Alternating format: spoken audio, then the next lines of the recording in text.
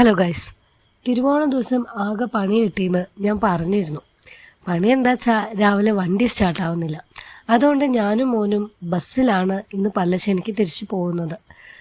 വണ്ടിയുടെ കാര്യം എന്താണെന്നുള്ളത് ഞാൻ പ്രത്യേകം ഒരു വീഡിയോയിൽ ഞാൻ പറയാം, കാരണം അതിൽ കുറേ കാര്യങ്ങൾ പറയാനുണ്ട്.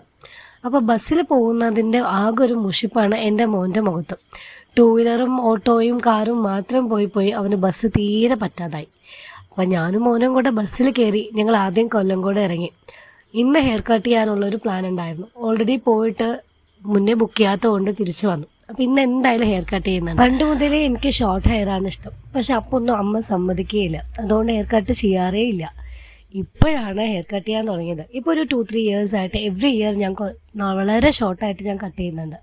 അപ്പം അങ്ങനെ അത് കഴിഞ്ഞ് അപ്പോഴേക്കും വിശന്നു. അപ്പോൾ ഒരു ബേക്കറി കയറി ഷേക്കൊക്കെ കുടിച്ച് ദെൻ കുറച്ച് ഫാൻസി ഐറ്റംസ് മേടിക്കാനുണ്ടായിരുന്നു. അതും മേടിച്ചിട്ടാണ് വീടെത്തിയത്. ഈ ഒരു പുതിയ ഹെയർ സ്റ്റൈൽ എങ്ങനെയുണ്ടെന്ന് ഒന്ന് കമൻറ്റ് ചെയ്യണേ.